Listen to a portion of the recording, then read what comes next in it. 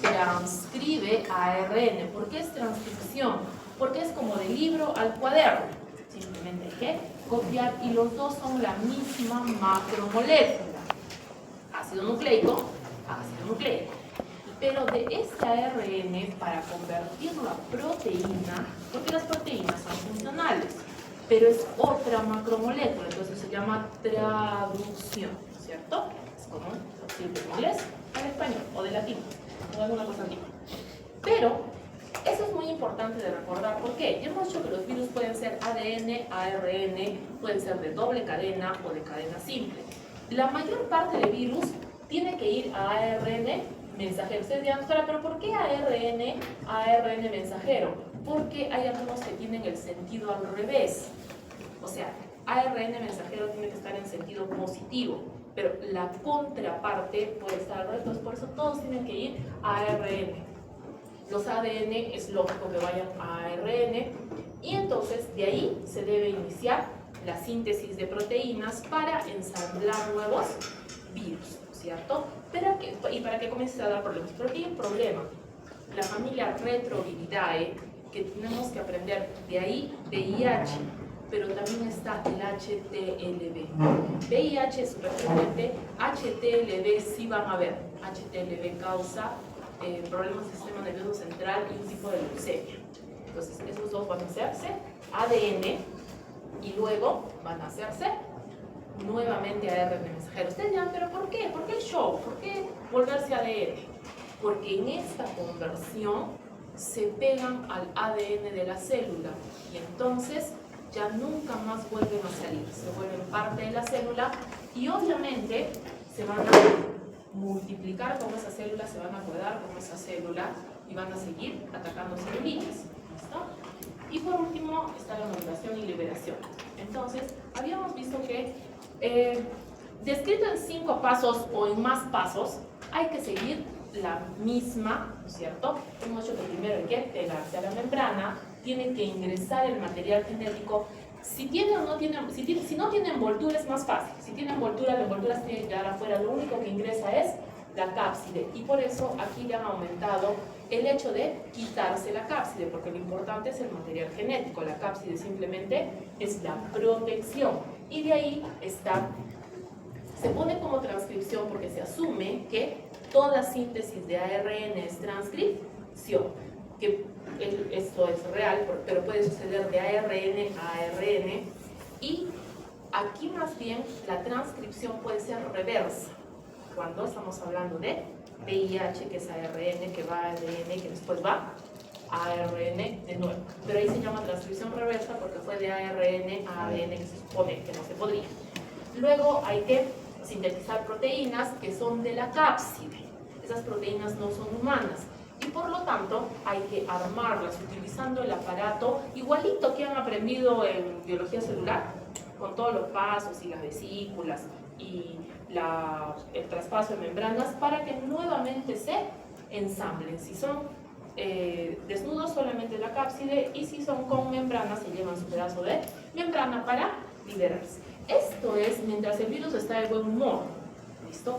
Los virus se reproducen por miles. Entonces, el primero que está listo va a salir para seguir atacando celulitas. Pero cuando ya son muchísimos virus, deciden salir todos juntos y la célula muere. ¿Listo? Por eso las enfermedades virales se sienten tan feas. Yo sé que ustedes nos han escuchado decir, ¿cuántos días estaban mal? Resfriado 2 días. Ah, ya, eso es solamente resfriado, no te vas a complicar, no pasa nada, tienes que estar aquí haciendo tarea. Te dirán, pero me sentía fatal. Bueno, eso sí, me sentías fatal por las citoquinas. ¿Y por qué? Porque los virus estaban matando células para reproducirse, de y siniestra. Pero la verdad es que para los virus, la única solución que existe actualmente es que el sistema inmune los elimine, sino que los virus tienen 2 opciones. Son neutralizados. ¿Qué es neutralización? El cuerpo lo contiene, pero cuando las defensas No. bajan por la salud. ¿Cómo? O sea, el cuerpo llega a suprimir, por así decirlo, con los anticuerpos que desarrolla para el virus. Tienes que tener suficientes anticuerpos para rodear toda la membrana y eliminarlos, evitando que se unan a la célula. Pero cuando un virus entra a una célula, el sistema inmune la tiene que matar a la célula. ¿Listo? No que la mata con más elegancia. Los citotóxicos y las natural killer, que son responsables de esto, van a generar poros, no van a ir a... No de una manera correcta, la matan de una manera más elegante, pero se muere. Entonces, ese es el gran problema de las enfermedades virales. Se muere el virus o el virus con la célula. O sea, ¿quién sufre al final? La célula. Porque si tiene un virus, se muere. Y si se está reproduciendo el virus, se muere. Y ustedes comprenderán que morirse se siente mal, ¿no? ¿Este apellido? Chávez. ¿Listo? Entonces, neutralización es cuando los anticuerpos rodean completamente a un virus y evitan la infección. ¿Listo? Y entonces por eso el pacientito se va a salvar y todo. Entonces, eso sí existe, ¿entendido? Entonces por eso hay que entender, todos los virus hacen eso. Todos los virus matan células. Unos las matan rápidamente, otros las matan de poco en poco. Entonces, por eso los virus son un peligro y por eso proponemos las vacunas. Porque los antivirales son bien limitados, como vamos a ver entonces. ¿Qué va a suceder? Cada virus tiene una vía de ingreso y por eso es muy importante saberlo para la prevención. Esto lo aprendimos a las malas en COVID, ¿cierto? Te tosen en la cara, te contagias. ¿Qué hay que hacer? Frenar eso. La transmisión tenemos que saber cómo existe. O sea, ustedes me dicen que por clavarte con una agujita te vas a contaminar de COVID, ahí sí estamos en problemas, ¿no es cierto? Si me dicen que por clavarte con una agujita te vas a contagiar de hepatitis B, ahí sí te creo totalmente al 1000%. Esa es la más contagiosa por punzada, la que más sobrevive. ¿Listo?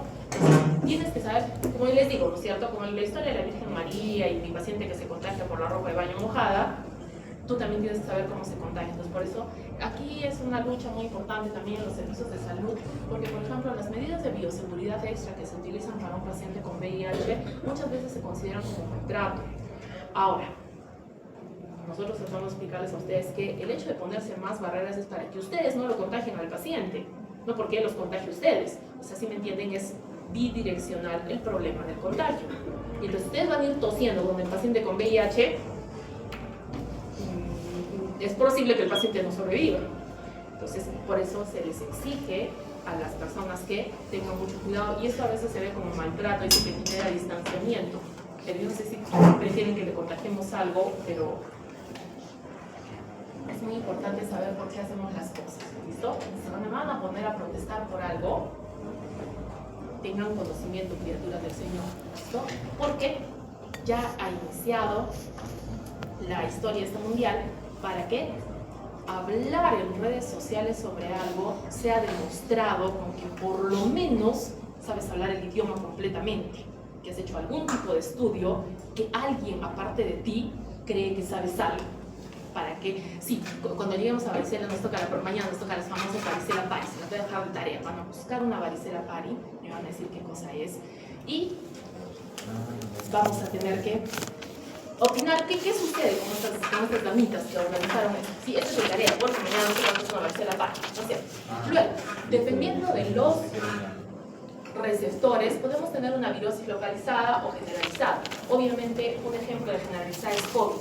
COVID puede atacar todos los órganos, a unos los atacan más que a otros, pero por ejemplo el resfriado solamente puede sobrevivir en epitelio. Tiene que ser epitelio respiratorio y tienes que estar a menos de 30 grados, algo que solo se cumple en la nariz. ¿De resfriado se van a morir? No. Y por eso son 2 días de sufrimiento, pero al día siguiente ya tienen que estar aquí trabajando. Algunos tienen acción muy rápida, como la del resfriado, ¿cierto? Te tosen hoy día en la cara, mañana te sientes mal. Punto. Y otros tienen un tiempo muy largo, como por ejemplo el caso de el VIH, que es para toda la vida, pero también existen las que avanzan poquito a poquito, que es el caso de las hepatitis B y C, que poquito a poquito van haciéndole daño al hígado, y más de 6 meses tú tienes hepatitis y cuando hace síntomas, 10, 20 años después. Las latentes son las que se quedan suspendidas. Muchos de ustedes tienen esto, herpes es un virus que está en 95% de la población, o sea, ninguno de ustedes se salva porque somos solamente 52. Entonces, medio de ustedes está libre del herpes, o sea, ninguno. ¿Cuál es el herpes? El que sale como una ampollita en la boca. Ustedes dirán, pero nunca me ha salido una ampollita. Eso no significa que no la tengas, porque uno se puede haber contagiado de bebé. ¿De qué se contagia? De la saliva. ¿Dónde están en riesgo de contagiarse herpes todos ustedes? Por los vasos, ¿no es cierto? O sea, esa maravillosa costumbre que tienen de que toda botella tiene un solo vaso. No sé por qué, ¿no es cierto? El vaso va dando vueltitas, ¿no es cierto? Ya, ¿ustedes creen que se necesita una gran cantidad? No, son gotitas pequeñitas de saliva que se quedan pegadas, sí, ya se las han tomado, así que superen. Es mucho más probable ahora que antes que tuvieran algún contacto con herpes. No dirán, no, yo no, jamás, no. ¿Cuántas veces han robado tenedores? ¿Cuántas veces han robado sorbetes? De los vecinos o hermanos. Ni me dan cautos. Y también los besitos que se les da a los niños les deja saliva. Y por ejemplo dicen, no, les besamos las manitos. ¿Dónde va la manito del bebé apenas se la besas? Completa, ¿no es cierto? Muy bien. Dicen, no, le besamos el piecito. ¿Qué hacen con el pie? Para adentro. Entonces, allí es donde generalmente se produce el contagio. Cuando somos muy pequeños, puede habernos pasado como cualquier día. Le pregúntenle qué día estaban a su mamá llorando, que no querían comer y tenían fiebre. 300 días de 365. Entonces, la contaminación es probable. Entonces, ¿qué sucede? En el momento en que hay una baja del sistema inmune, como por ejemplo el examen, ¿de qué sería? El nuestro, no, obviamente, porque nunca los he visto. Sí, podría ser anatomía. Comienzan y llegas y nos ves con un herpes a varios, o si no ves que tienen rojito, o si no con violeta pintada. Este es el herpes. ¿Listo? Las recurrentes son eso también, de que no se quitan, ¿sí? Van a regresar y van a regresar. Y el problema de la transformación es el virus de esta semana. Virus papiloma humano hace que las celulitas se transformen hacia cáncer. Entonces, ¿qué cosa es transformación? El hecho de que una celulita completamente sanita se vuelva cáncer, se transforme en algo malo, ¿no es cierto? Eso parece cuento de terror, totalmente. Y entonces así hemos repasado un montón de virus el día de hoy. Entonces vamos a ir a seguir avanzando, ¿vale? Esto es muy importante, ¿sí? Un favor, necesito marcador de superficie de los linfocitos T. CD3. ¿Qué es el CD3, sabes? Es clúster de diferenciación. ¿El otro nombre? No, o sea, el 3, ¿qué otro nombre tiene, sabes? No, ahora el otro. Su compañero, que creo que es Miguel, le ha puesto el nombre linfocito T a los linfocitos T. El otro nombre del CD3 es... Muy bien, ¿qué significa?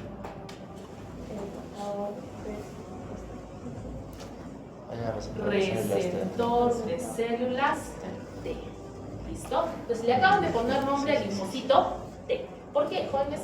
Esto es muy importante para cuando buscamos cáncer de la sangre. Como la célula se transforma, tienes que buscar sus patrones primigenios. Hay células que no tienen ningún patrón primigenio y parecen dinosaurios, honestamente. Pero ya sabes entonces que es un dinosaurio y que Dios nos ampare, porque no sabes qué hacer con él exactamente. Miguel, ¿eres? Apellido. Condori. Miguel, hasta la derecha al silencio, de forma permanente. Fiorella, hoy tienes que callar, ¿listo? Ahora necesito, porque ya le han puesto el linfocito T, ahora necesito sus apellidos. ¿Cómo se sabe qué apellido tiene el linfocito?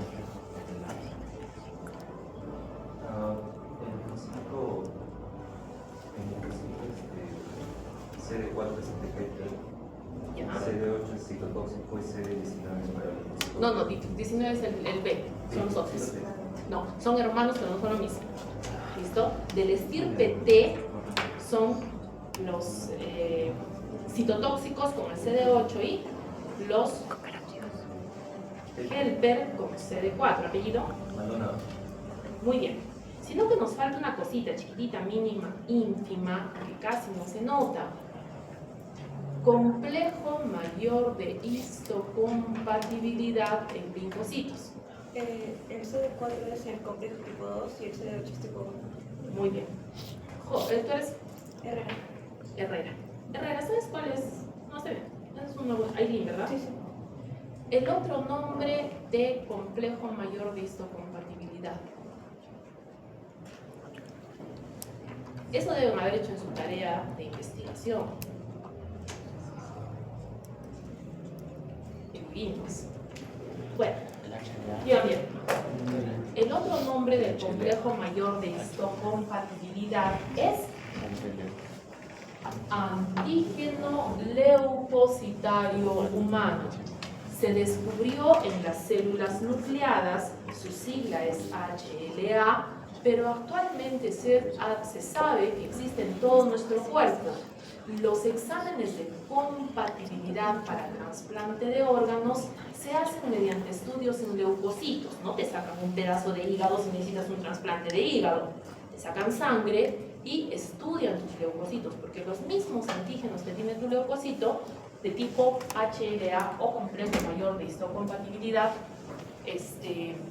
son los que tienes en todo el cuerpo. Entonces, su compañera nos ha dicho algo muy valioso, jóvenes. Los linfocitos T siempre valen 8. Eso tienen que saber. Esto es un drama y esto es de la eternidad. ¿Sí? Muy bien. Los linfocitos T siempre valen 8. Entonces, su compañera ha dicho, los CD4, para que cumplan esto, tienen que multiplicarse por 2. Entonces, por eso trabajamos con el complejo mayor de histocompatibilidad. Aquí no funciona el HLA, porque el HLA tiene codificación numérica, que tiene 2, 4 o 6 dígitos, dependiendo de qué estés trasplantando. Por ejemplo, médula ósea tiene que trasplantarse a 6 dígitos. Hígado se puede trasplantar a 2 dígitos. Riñón a 4. ¿Entienden? Por eso, entonces ahí no funciona el HLA, así es otra historia. Y entonces, para que el CD8 cumpla, ¿con cuál tiene que ir? Con el complejo mayor de histocompatibilidad de tipo 1. ¿Por qué es importante esto, jóvenes? Es por lo que reconoce. Uno tiene capacidad para reconocer células externas y otro tiene capacidad para reconocer células internas. A ver, jóvenes, pensemos todos en grupo. Si soy una célula que tengo que ir a matar células propias que se ven mal, ¿qué complejo tengo que usar? El 1. ¿Listo? Entonces, las citotóxicas no solamente van a servir para matar, obviamente este es el helper y este es el citotóxico, como nos dijo su compañero. Doctora, ¿por qué hay que aprender todo eso? Porque para nosotros la terminología no significa nada. Utilizamos los términos indistintamente. Y según ustedes, todos son distintos. O sea, según ustedes existen como 20 linfocitos distintos, según nosotros son 3. Pero tienen un nombre diferente. Listo, es como decir a ustedes estudiante, niño, médico, doctorcito, no es lo mismo, nos estamos refiriendo a ustedes, ¿no es cierto? Y por lo tanto, estos de aquí, como ustedes se darán cuenta, también son responsables de las neoplasias, porque una vez que la celulita expresa una proteína que no corresponde, no importa que sea viral o sea de cáncer, su destino es morir, de manera elegante, si dicen, muere. Eso ya van a aprender eso van a aprender en inmunología, eso es más elegante que lo que les estoy contando, pero tienen que saber eso, ¿listo? Entonces, aquí lo que nos decía su compañero eran los otros linfocitos.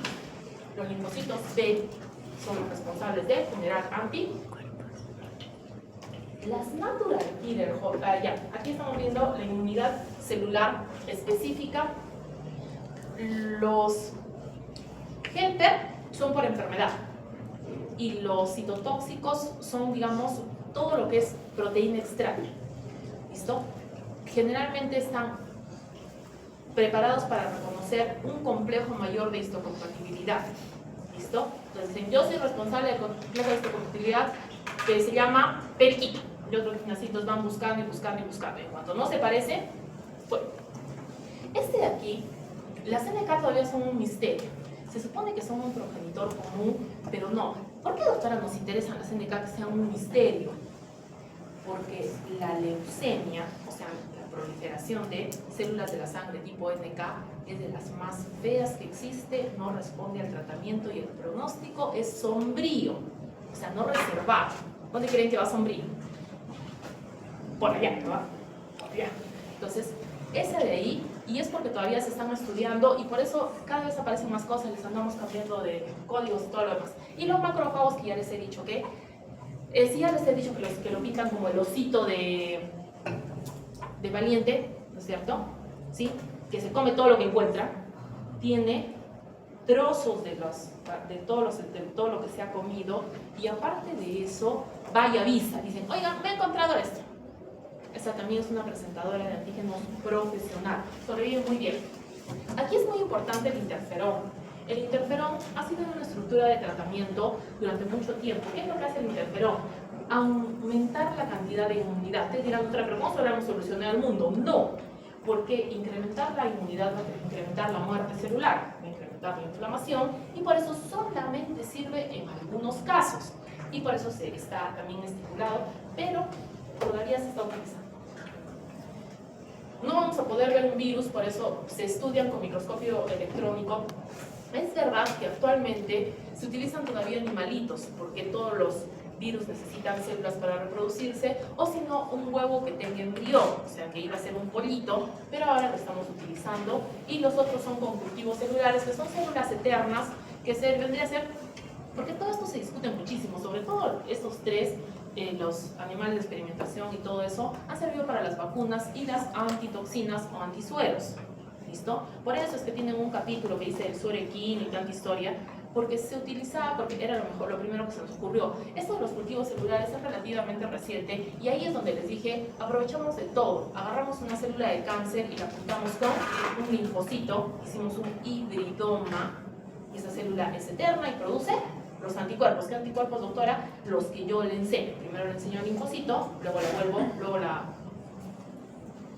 fusiono, tipo Frankenstein, ¿sí? ¿Es posible? Con una célula de cáncer, y luego tengo mi hibridoma. ¿Listo? Entonces ustedes dirán, eso suena un poquito exagerado, no es un poquito exagerado. Si lo leen a conciencia es todavía más alucinante. Entonces, de ahí la ciencia ficción que sale, y para ustedes solamente son botellitas de colores, ¿no es cierto? Muy bien, esto es muy importante, jóvenes. Los virus van a dejar marcas. El más famoso es el papilomavirus humano, que deja coilocitos regados por ahí. Eso no es normal, y por lo tanto los pueden reconocer en biopsia. Y obviamente, para detectar, por ejemplo, material genético, tengo PCR, y también tengo detección de antígenos virales. La detección de antígenos virales la vamos a hacer en vivo y en directo en COVID, ¿sí? Vamos a empezar a unas personas resfriadas, a quien le rasquemos una, bueno, eso no se lo podemos hacer por eso. Su naricita, ¿no es cierto?, hasta más profundo, casi llegando ya a su primer par craneal, y los vamos a poner ahí, a ver si es que ese resfriado no vaya a ser. Entonces, por favor, si alguien está resfriado, justo regresando de exámenes, ya sabe que se ha resfriado por el bien de los compañeros, ¿no es cierto?, para poder hacer el examen. No lo hemos hecho a propósito, pero bueno, sí prefiero que no haya uno resfriado, ¿no? Sería mucho que se cuide. Pero sí, necesitamos una gente resfriada, no se preocupe. Aquí es muy importante recordar los patrones. ¿Cuál aparece primero? La IgM. La IgG es permanente, y si yo tengo ambas al mismo tiempo, significa que estoy en una fase activa. ¿Listo? Muchas veces se dice fase aguda porque obviamente se puede estar en una infección nueva, una recurrencia o algo así. Esto es muy importante, jóvenes, porque cuando hacemos diagnóstico viral, vamos a muchas veces utilizar las inmunoglobulinas contra el virus X, y tengo que pedir las dos. Y eso vamos a hacer justamente esta semana. Nos toca hepatitis, ¿no? Sí, toca hepatitis.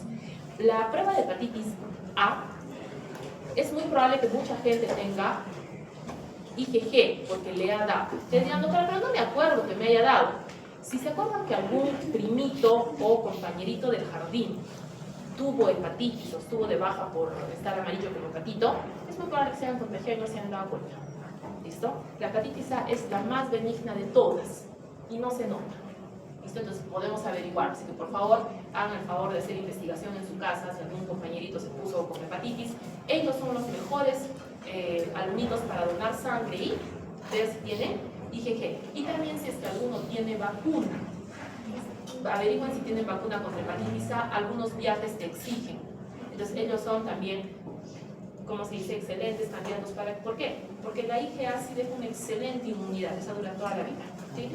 IgA te da una... Digo, la hepatitis A te da una vez en la vida. De aquí hay que aprender algunos. Algunos ya están descontinuados. Por ejemplo, para encuentren a la influenza. Ahí está. La ramantaína ya no se utiliza mucho, eso se ha pasado a oseltamivir, pero eso tiene uno que aprender de acuerdo al tratamiento. ¿Por qué? Porque descubrimos que no va tan bien y en algunos casos tiene menos efectos colaterales, trabaja más rápido. Los que todavía están vigentes, y quiero que aprendan, esto sí es para la eternidad, aciclovir para herpes simple, o sea, las ampollitas. En este caso tenemos crema para aplicar, tenemos tableta y tenemos enlace. Doctora, ¿por qué tenemos tantas presentaciones? La crema ayuda un poco a que mejore la ampollita.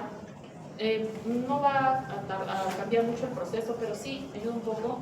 La oral es muy importante cuando quieres dar tratamiento de verdad.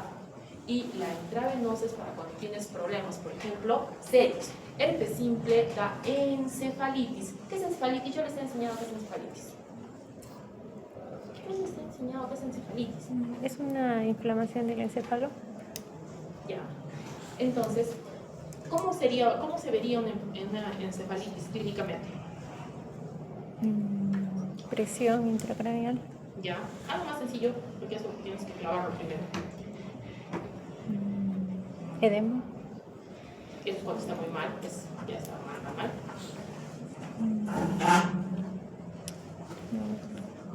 Jóvenes, es igualito que la meningitis, pero más feo.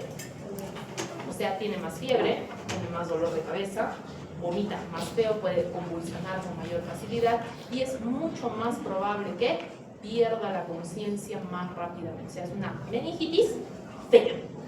¿Listo? ¿Y por qué? De la encefalitis es muy difícil sobrevivir. De la meningitis todavía. De la encefalitis hay que usar mucho más energía en el tratamiento. Y por eso, de frente a endovenosa, cuando demuestras que es un herpes, ¿eres? Pérez. Patricia. Cuando son pequeños, el signo característico de la encefalitis es que se doblen hacia atrás. No. Bien, Álvaro. Muy bien. Hay que aprender ganciclovir. Ganciclovir es medicación endovenosa y esto es para citomegalovirus. Citomegalovirus, es muy probable que todos también ya hayan sido expuestos al citomegalovirus, pero citomegalovirus es mortal en paciente trasplantado. ¿Listo? Un paciente con trasplante que te da citomegalovirus positivo, tienes pocos días para tratar, porque va a ser mortal. Otro que hay que aprender es sidobudina. Sidobudina es oral y este va a ser para VIH. Uno de los que se utiliza para VIH. ¿Listo? Porque va a inhibir la síntesis de ácidos nucleicos, entonces no puede reproducirse. Allá. Por último, tenemos que tener en cuenta que nosotros estamos viendo aquí entidades, ¿no es cierto?, propias. Normalmente nosotros no llegamos a tratar priones. ¿Qué es un prión? ¿Saben qué es un prión? Sí. Muy bien. Cuando una proteína de tipo prión, así le pusieron, o sea, la proteína se llama prión, se ensambla de manera inadecuada, o sea, la proteína es la misma, lo único que normalmente debería estar estiradita, pero se flexiona sobre sí misma y eso hace que sea dañina. Son bastantes enfermedades por priones, son como 20 que se conocen actualmente. ¿Cuál es la más frecuente? Creutzfeldt-Jacobs. Es así, tiene miles de casos y el problema con Creutzfeldt-Jakob es que la mayor parte son mutaciones propias. O sea, no es culpa de nadie. De pronto, el paciente desarrolla la mutación. Ese es el más frecuente de todos. Entonces, ¿ese sí puede aparecer en cualquier sitio? Sí, ese sí puede aparecer. Las otras, por ejemplo, la segunda en frecuencia es curo. Y curo sí es por contagio. Es por ingerir sistema nervioso central de un humano. Es en serio. Muy bien. No hacemos porque no es tan frecuente y eso ya le toca a investigación. Desde ahí. Entonces, después de virus sigue. Ah, claro. Patna. Yo creo que Patna está con Vapova o no. Muy bien. ¿Qué es eso?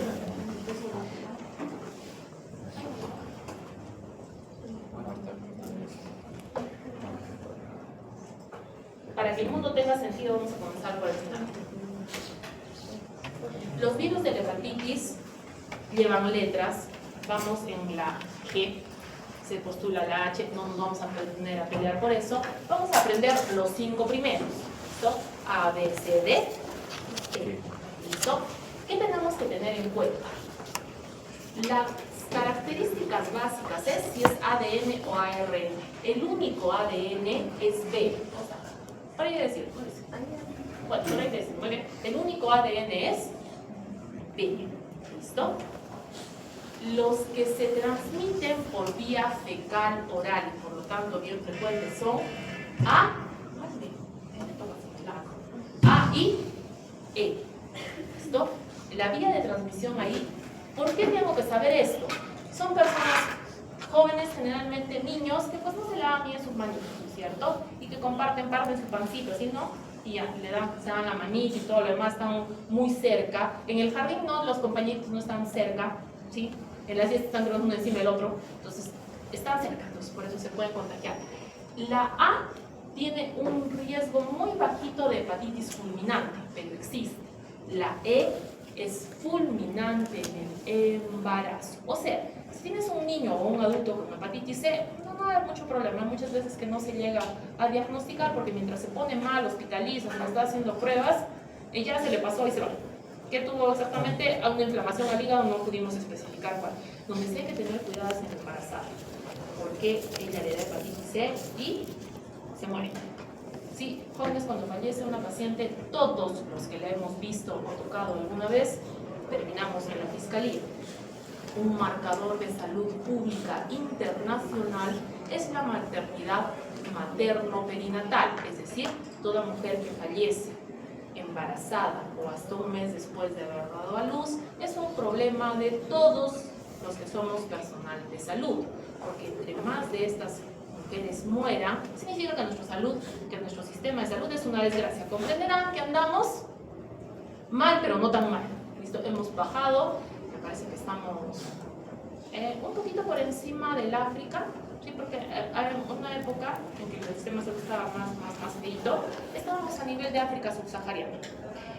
No es por que sea África, sino porque en esa área no hay mucho énfasis en el sistema de salud y la mitad de la población, que son mujeres, no están consideradas como una población a la cual rescatar. Si se muere, pues ya se murió. ¿Listo? Entonces, y también hay malos niños. Pues por eso es que, como esa es la mentalidad, la forma en que se maneja el sistema, es uno de los que comprenderán que tiene pues las mortalidades maternas en la estratosfera. Nosotros estábamos en una época ahí. Entonces, estamos por la mitad del ranking, eso significa que estamos mal, ¿verdad? Y por lo tanto hay que tener mucho cuidado. Muy bien, la B y la C son por transmisión sexual o parenteral. ¿Por qué primero transmisión sexual? Porque iba hasta el 90% y en el caso de la C el 95% de los casos. Y estas dos de aquí tienen la capacidad de quedarse en el hígado y hacer casos crónicos que no tienen las otras. ¿Listo? A y E, si te da, te curas. Si te da la fulminante, estamos arruinados, la mortalidad es bastante alta, pero se acabó ahí. En cambio, estas no, avanzan y van cambiando. Y D es un virus incompleto. D necesita de B. O sea, que tienes dos opciones. O te contagias la hepatitis, no, de hecho son 3. Te contagias la hepatitis B solita, ¿cierto? Eso te va mal y luego te contagias de la hepatitis D, ¿no es cierto? Eso puede pasar. Luego está donde te contagias la B con la D juntas y de ahí te va muchísimo peor. ¿Listo?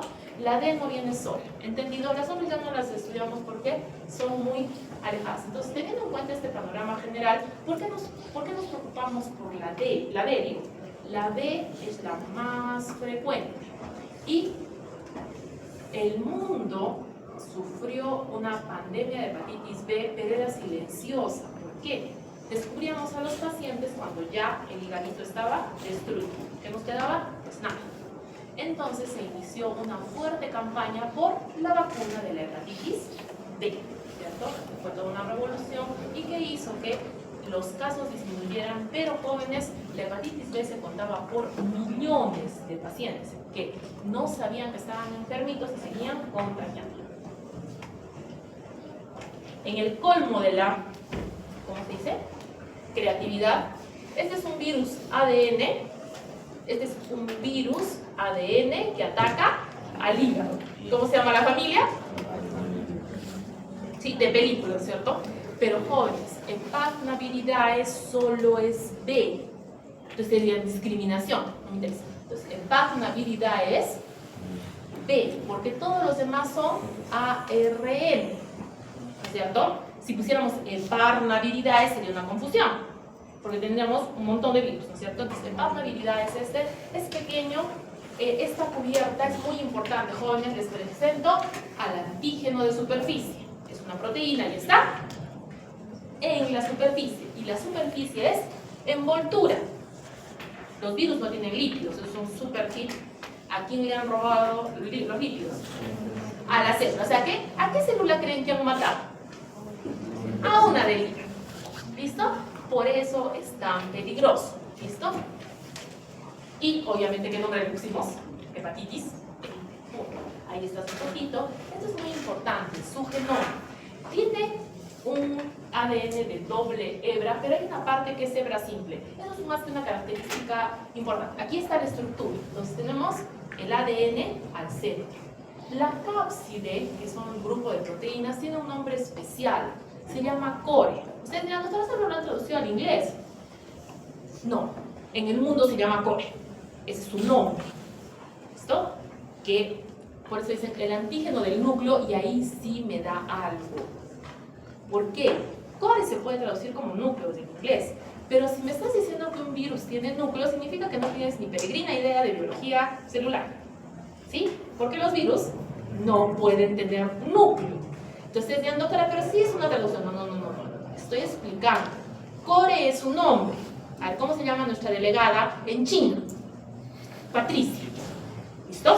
O les cambia el nombre por cambiarse de país. Entonces, el nombre de la cápside de hepatitis B es core, es un nombre. Y en la envoltura tengo otros sitios que se llaman antígeno de superficie. No, pero ¿por qué tengo que aprender eso? Porque el diagnóstico es mediante los antígenos y sus correspondientes anticuerpos, y cada uno te delimita un espacio de la enfermedad. Entonces, tenemos el gen S y el gen C. El gen S genera el antígeno de superficie. Obviamente este antígeno de superficie, que cuando ingresa al cuerpo, ¿qué va a generar? Anticuerpo contra el antígeno de superficie. Eso es lo que dicen las siglas, escrito nada más al revés. Esto tienen que aprenderlo porque normalmente siempre escribimos las siglas. Entonces, te viene HBsAg, positivo o negativo, y al costado HBsAc, positivo o negativo, ¿cierto? Luego, estos preantígenos se utilizaban porque se creía que te podía predecir que el paciente iba a ir bien, que tenía mayor o menor riesgo de cronicidad. La verdad no funcionaron, por eso no los utilizamos. O sea, eso tampoco les estaba aprendiendo. Muy bien. El gen C va a tener el antígeno del core. ¿Listo? Es el antígeno del core, sino que aquí hay que tener cuidado. Este sí tiene doble anticuerpo. ¿Por qué? El IgM va a ser cuando mi paciente ha sido atacado recientemente, y es un cuadro agudo. El IgG se va a quedar de por vida. ¿Y por qué les decimos aquí que este es un contacto? Jóvenes, ustedes tienen este anticuerpo, todos. Y si no lo tienen, los sacamos el curso. ¿Por qué? Por la vacuna. ¿Listo?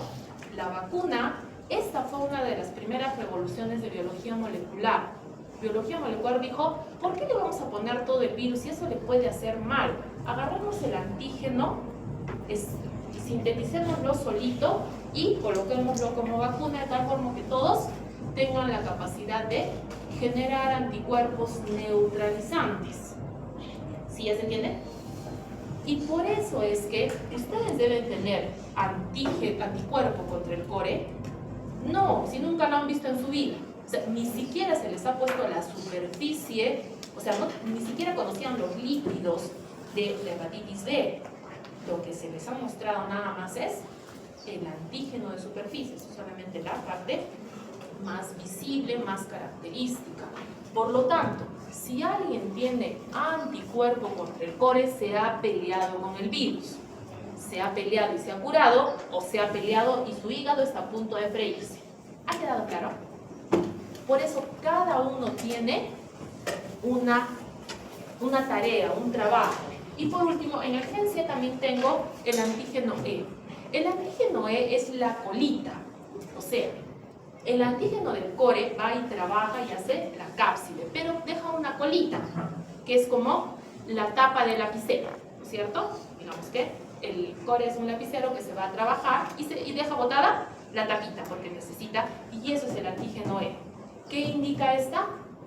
Replicación activa del virus. Y por lo tanto, entre más se replica, mayor probabilidad de irle contagiando a otras personas. Tener antígeno es mal pronóstico. Primero, siguen produciéndose virus en tu interior. Y segundo, estás contagiándome a quien se te cruce por delante de tipo de compañero sexual. Tampoco es que esto pase. Esta sí no es por el vaso ni por la cuchara, ni por la torta. ¿Listo? No es tan peligroso. Y por lo tanto, cuando aparece el anticuerpo contra el antígeno E, significa que te vas a curar, porque ya están frenando la replicación del virus, ¿sí? Todos vamos bien, eso quiere decir que esté evolucionando favorablemente, ¿listo? Sino que hay un detallito. ¿Cuántos tengo que aprender? 2 antígenos, antígeno de superficie y antígeno E, y 4 anticuerpos. Anticuerpo contra el antígeno de superficie, anticore, IgM, anticore, IgG, y contra el antígeno E. ¿Qué pasa con este? Este no se dosa. ¿Listo? El antígeno core no se dosa. Entonces son todos los que están alrededor. ¿Entendido? Por lo tanto, tenemos 2 estrategias de diagnóstico. La primera estrategia es antígeno de superficie con anticuerpo de superficie. ¿Ustedes cuál me van a dar positiva? El anticuerpo, pero al no tener el antígeno significa que simplemente están vacunados. Y si los 2 me dan positivo, significa que están contagiados, ¿sí? Están defendiéndose. Y por lo tanto, quien te da los 2 positivos, le haces el panel completo. Jóvenes dirán, ¿y por qué no hacemos el panel completo? No, jóvenes, así no funciona. ¿Listo? El esquema de diagnóstico es antígeno de superficie con anticuerpo contra el antígeno de superficie. Si los 2 te dan positivos, luego pasas al esquema completo. Aquí también utilizamos de preferencia reactivo. ¿Por qué? Porque el diagnóstico completo recién es a 6 anticuerpos. ¿Listo? A 6 exámenes entre antígenos y anticuerpos. Entonces, si los 2 te dan reactivo, ¿por qué? Jóvenes, esta es una pregunta de todos los días. Se los juro por Dios. Así con mi cuadernito, colegas, enfermeras, internos. ¿Me ha salido hepatitis positivo? No, no te ha salido positivo, porque ese es el anticuerpo. ¿Y tenemos que tener el anticuerpo positivo o reactivo? Sí, porque significa que estás vacunado. ¿Entendido? De nuevo otra vez. Me ha salido hepatitis positivo. ¿Cuál? El antígeno, el anticuerpo contra el antígeno de superficie. Eso es perfectamente normal, deseable y necesario. Si no te da positivo a un nivel aceptable, no puedes salir de vacaciones sin vacunarte. O sea que es bueno. Sí, ¿no es cierto? Muy bien. Listo. Entonces, hemos dicho que va a ingresar hacia el hepatocito y se va a replicar. Eso es lo que decía. Mientras se está replicando, vamos a tener el antígeno E presente y vamos a poder leer el ADN. Ustedes dirán, ¿es más fácil hacer ADN? Jóvenes, por la módica suma de $800 puedes contar el ADN. El kit de diagnóstico de hepatitis está en 150, el completo. ¿Listo? Y el antígeno, me parece que el antígeno y el anticuerpo están en 35. ¿Sí? Si tuvieran que pagar ustedes, ¿con qué comenzamos? Antígeno y anticuerpo, ¿no es cierto? Sí, muy bien. Luego, vamos a ver que aquí es muy importante que el daño a las celulitas, es decir, las celulitas del hígado están muriendo. Ya les he explicado. Célula que tiene virus, o la mata el virus, o la mata el sistema inmune. Ustedes quieren. y entonces se produce la conversión del perfil hepático. Las más sensibles son las transaminasas TGO y TGP, no he dicho las únicas, he dicho las más sensibles, y las que se mueven más rápido. Y luego vamos a tener que va a quedarse en el citoplasma y ahí es donde se hace crónico y vamos a tener enfermedades adicionales. Muy bien, entonces, ¿qué sucede? Estoy mirando para tanta historia para que nos diga que 90% de los pacientes se curan. Jóvenes, ¿se acuerdan que les he dicho que se contaban por millones los de hepatitis B, que ahora han reducido a 1/3, pero 1/3 de millones igual son muchos millones? Sí, esos son con 90% de curación. O sea, imagínense cuántos estaban contagiados. Los millones por 9, ¿no es cierto? Entonces, realmente el contagio es muy grande. Gracias a Dios también el sistema inmune lo soluciona, ¿no es cierto? Esto sí es bien feito. En este caso, 1% va a hepatitis fulminante. Significa que en menos de un mes mi paciente no lo va a lograr porque el hígado se va a destruir muy rápido y comprenderán que como el hígado es igual a bioquímica, sin hígado no sobrevive. Lo mismo deberíamos ser de bioquímica, ¿no es cierto? Que sin bioquímica no sigan avanzando, porque si no, ¿qué les estoy explicando? Aquí, los pacientitos que van a pasar. Hepatitis B es una enfermedad crónica. Generalmente se desarrolla a lo largo de 6 meses. De estos de aquí, durante los 6 meses de pelea y pelea y pelea y pelea, una mitad se va a curar, pero puede haber esta situación, una parte que no tenga molestias, pero me esté contagiando a el resto de personas. Luego se puede hacer también persistente y crónica, ¿cierto? Crónica es la que más me va a preocupar y esta es la que se parece igualita a esta. Esta de aquí generalmente se descubre porque hay otro problema. El paciente comienza con glomerulonefritis, o sea, daño al riñón que no sabes de qué cosa es, vas investigando y es porque la hepatitis con sus complejos antígeno anticuerpo ha hecho daño. Eso es lo que nos preocupa, que sea cirrosis y luego se haga carcinoma hepatocelular. Comprenderán que la cirrosis no tiene solución. ¿Alguno de ustedes sabe la definición de cirrosis? Agitación del hígado. Sí. En la versión de nódulos. ¿Listo? Las células se transforman en una estructura dura que ya no sirve. O sea, de cirrosis no regresas. ¿Listo? La cirrosis es permanente y se denomina como fibrosis nodular del hígado, ¿ok? Para ustedes vendría a ser cicatrización, ¿verdad? No es patología. La cicatrización es aceptable. La verdad es fibrosis, pero es aceptable. Y también la competitividad como ¿con qué? Ah, común. Sí, yo no sé saber decir eso. Muy bien. Entonces está muy feo, jóvenes, ¿por qué? La cirrosis tiene todo un cortejo sintomático bien feíto y se supone que nos vamos a poner en el caso clínico. Entonces, ¿qué tenemos que hacer? La sospecha generalmente es por la ictericia, se está acumulando bilirrubina, que es tanta que en primer lugar va a hacer que la orina sea más oscura y en segundo lugar la bilirrubina concentrada tiene color de Coca-Cola o té cargado. Esas son las estructuras. Otra cosa, esto se puede diferenciar porque el paciente puede decir: mi tipo está orinando muy amarillo. ¿Qué se hace? Se sumerge en cualquier lugar. Igual que las tiras reactivas, ¿cierto? Esta de aquí sí mancha el algodón de amarillo. Aparte que si tienes una tira reactiva, pues te va a salir la bilirrubina en el estratosfero, ¿cierto? Aquella ya ni por la está con la bilirrubina muy elevada. Pero les he dicho que las más sensibles son TGO, TGP o ALT, AST, son lo mismo, pero el perfil hepático es mucho más largo. Eso ya van a ser en medicina interna. Pues, ¿qué sucede? Cirrosis hepática va a impedir que la porta circule. Tributarias de la porta. ¿Cuáles son las venas que forman la porta? Yo creo que no puedes moverte ni hablar. Ah, qué divino. Dígame ahora. ¿Bien? Ese es uno, excelente. Falta uno. Muy bien. Leticia tiene toda la razón. ¿Dónde estamos aprendiendo? Jóvenes, para la eternidad, eterna, la porta se forma a partir de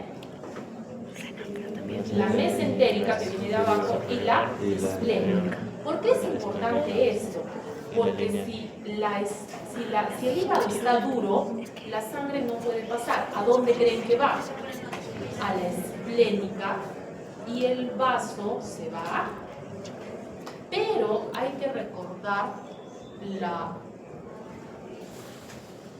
irrigación gastroesplénica. Tienes otro vaso que va por atrás. Entonces, como el vaso se llena de sangre, ¿hacia dónde va a ir? Hacia el estómago, y la gastroesplénica anastomosa con la de esófago.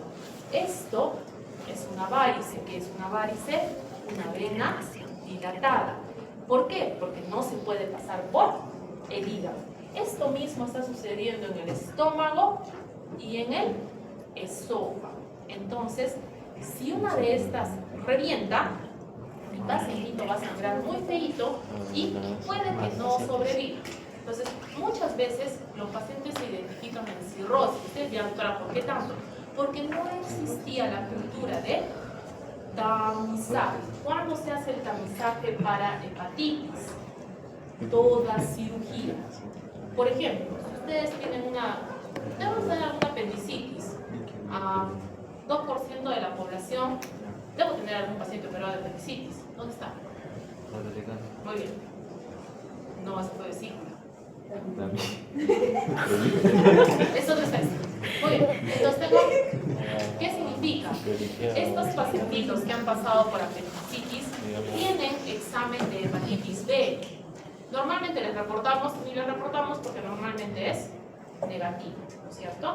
Porque ya hemos dicho que ellas han tomado antígeno y anticuerpo. Antígeno negativo, anticuerpo positivo, pacientitas vacunadas y todos bien, ¿no es cierto? Muy bien. Entonces, eso es muy importante. Por eso había que aprender los antígenos y los anticuerpos. ¿Qué es lo primero que aparece? El antígeno de superficie, y por eso es excelente para el diagnóstico, porque va a ser el que aparezca más rápido. Ustedes dirán, doctora, pero acá dice que se va a demorar por lo menos un mes. Ah, sí, pero un mes es mejor a 6 meses, ¿o no? Es mejor, es lo mejor que tenemos. Y por eso, en esta etapa, ¿quién nos va a diagnosticar? En la parte más tardía, la PCR. Pero luego ir haciéndole el PCR a todo el mundo. ¿Para quién hacemos la PCR aquí? Recién nacidos. Si es un recién nacido de madre con hepatitis B, vale toda la pena. ¿Por qué? Si es que tienes un recién nacido contagiado de hepatitis B, para los 10 años va a tener cáncer de hígado. ¿Ustedes creen que el cáncer de hígado se soluciona? Con un trasplante, pero de esos tenemos muy poquitos en el país. Entonces, ¿es tan feito el cáncer de hígado que es o trasplante o no la contamos? ¿Entendido? Entonces, para la población general lo mejor que tenemos es antígeno de superficie. ¿Dónde está su anticuerpo? Su anticuerpo está por allá, por el final. Aquí está. Pero dice ahí anti-HBS. Sí. Esto es exactamente lo que decir HBS-AC o anticuerpo australiano. Se dice, doctora, ¿no se les puede ocurrir? No, se les ocurre otro nombre. Pues aguanta, esos son sus nombres, ¿listo? Y miren ustedes, aparece cuando elimina el antígeno de superficie. Entonces dirán ustedes, doctora, pero usted nos ha dicho de que se puede curar. Sí, se va a curar el paciente solo, pero se va a demorar la vida. A diferencia de que tú tengas aquí el anticuerpo y apenas te ataque el virus, lo neutralices y todos vivamos un poco más felices, ¿no es cierto? Luego tenemos el antígeno E, comienza rápido porque la replicación va a comenzar. ¿Y hasta cuándo va a estar? Hasta que venga el anticuerpo contra el antígeno E y lo pare. ¿Listo? La producción del core va a ser un poquito posterior, pero aquí hemos dicho que no medimos core, sino medimos sus anticuerpos. Ustedes dirán, doctora, ¿por qué nos interesa el IgM? Porque el IgM nos marca la fase aguda. Pero doctora, ¿por qué aquí está el IgM con el IgG? Depende del esquema que tengas. Hay laboratorios que tienen el IgG solo, que es el que se va a mantener por la eternidad, y hay otros que tienen el IgG, no, el anticore total, que tiene IgM e IgG. y de ahí recién hacen el IgM. Ustedes dirán, doctor, eso no es tan medio complicado. Depende cómo te plantees tu estrategia de diagnóstico. Igual yo no les critico cómo estudian, ¿cierto? Hay niños que comienzan, no sé, del medio y luego nos van pegando todo lo que pueden, lo mismo, ¿sí? Uno hace los exámenes como puede. Y entonces, ese es el fundamento por el cual necesitas dosar los antígenos y dosar los anticuerpos, para de acuerdo a eso ubicar en qué momento está este paciente y cuáles son los posibles daños que tenga. Entonces, aquí estamos viendo solamente el core, ¿lo ven? Al IgM va a ser, en primer lugar, el primero que aparezca, y por eso es lo que les decía, el total que incluye el IgM y el IgG. Cuando ya ha pasado cierto tiempo, solamente es IgG, pero también te marca esta fase de aquí. Entonces, por eso se prefiere hacer el IgM separado, porque te está marcando la fase aguda. Mientras que tener un core total te da la oportunidad de dosar IgM de manera indirecta. Y de tal forma que si te da positivo, recién haces el IgM del core. Entonces ya por eso se me medio complicado. Pero aunque no lo crean, eso ahorra dinero en los reactivos. ¿Listo? Es la mejor forma que se nos ocurre. ¿Por qué? Porque como vas haciendo, no vas gastando los reactivos, porque los antirreactivos de estos sí es caro. Y por eso depende de cuántos usas. Entre menos usas, más ahora. ¿No es cierto? Ok. Para nosotros nos preocupa la vía parenteral porque es bien frecuente, pasa bastante, sobre todo cuando no hay guante. Cuando hay guante, jóvenes, es súper sencillo que se quede atrapado en el guante y la probabilidad disminuye, pero hay que iniciar el protocolo. La vida sexual es la que está más diseminada en todo el mundo, la vertical es hacia la madre, hacia el bebé, que ya les he dicho, y esta transmisión horizontal generalmente son para pacientitos que reciben transfusiones sanguíneas y se realizan hemodiálisis. Ustedes dirán, doctora, pero no nos ha dicho que hacen pruebas. Se hacen pruebas, pero ya les he explicado que hay un periodo de ventana donde las pruebas no son suficientes para diagnosticar y se han escapado algunas. Pero además, la hepatitis B y la hepatitis C también son muy frecuentes en diálisis. Y en diálisis puede haber contaminación cruzada, porque han visto las maquinitas de diálisis. Cuando no vayan las maquinitas de diálisis, toda la sangre está circulando por ahí. Entonces, a veces puede haber contaminación cruzada de un paciente a otro. Eso se ha visto. Obviamente está mejorando muchísimo, ya no hay tanto contagio, pero es también bien frecuente en personal que trabaja en diálisis. Tenemos personal de salud que trabaja y se ha contactado por la manipulación, ¿sí? Por eso, hasta el cansancio. Guantes, mascarita y tener cuidado, acostumbrarse que cualquier cosa punzo cortante se usa y se bota. ¿Listo? O no la van a volver a usar. Porque en lo que la dejan encima de la mesa, que me da cuenta que están haciendo, al momento de volver a agarrarla es donde se accidenta. Entonces tienen que acostumbrarse a ubicarse de tal forma que usas el punzocortante y ¡pum! Se fue a la basura. ¿Listo? Se acabó. ¿Entendido? Entonces, en el mundo es un problema muy grande, particularmente todavía estamos en la parte roja, es decir, la que tiene mayor cantidad de hepatitis B. Y esta que tenemos un esquema de vacunación bastante fuerte desde hace bastante tiempo. Desde 2008 más o menos que salió la vacuna, ustedes ya han sido vacunados al nacer, ¿no es cierto? Y se colocan las vacunas antes de los 6 meses. ¿Y por qué entonces los perseguimos a ustedes para que se pongan la vacuna de la hepatitis? Porque no es eterna. La vacuna de la hepatitis tiene una eficacia mayor durante los 5 primeros años. Entonces, lo ideal es hacer refuerzo, ¿cierto? Y si completaron la vacunación a los 6 meses, ahora que ya tienen 18, porque ya todo el mundo tiene DNI amarillo, ¿cómo va su...?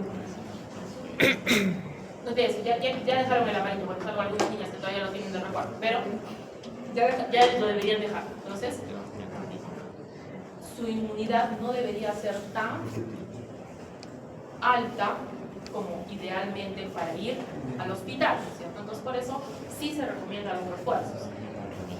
¿Qué hay que hacer para ayudar a frenar este problema? Continuar con los controles en las pacientes que van a donar, hacer un control más seguido en pacientes con hemodiálisis por el riesgo de que se hayan podido contagiar, porque han dicho que es un riesgo, y darles tratamientos lo antes posible. Los hemofílicos ya no son un problema. Antes se tomaba sangre y se concentraban los tratamientos. Ahora no, se hacen completamente químicos, son completamente puros. Es Esto suele suceder cuando no tienes el derivado puro, que ya viene limpiecito, porque es completamente sintético, y tienes que ponerles transfusiones de hemocomponentes que contengan factor 8 o 9 seguido. Entonces, entre más exposición a las transfusiones, mayor riesgo que se haya pasado por ahí. La hepatitis no es mucho, ¿no es cierto? Muy bien, entonces hemos dicho que hay que tener cuidado con los pacientitos que trabajan en los hospitales y hacer exámenes a la población en general, sobre todo a personas que se dedican al trabajo sexual. Entonces, aquí tenemos dos circunstancias. Existe la gamma globulina hiperinmune contra hepatitis B, que son un conjunto de anticuerpos, para quienes estén expuestos. ¿Para quién lo realizamos? Para el neonato. Si el neonato es hijo de una mamá con hepatitis B, le ponemos. En una pierna se le pone la vacuna y en otra piernita se le pone la gamma globulina hiperinmune contra hepatitis B. Se puede utilizar también en pacientes que han tenido un contacto sexual de riesgo conocido. No es lo más frecuente, habría que revisar los protocolos. El que sí es obligatorio de ley en todo el mundo es el del neonato. No importa en qué situación esté la madre, si lleva tratamiento, no, siempre se le pone vacuna en una piernita y la globulina hiperinmune en otra piernita, ¿sí?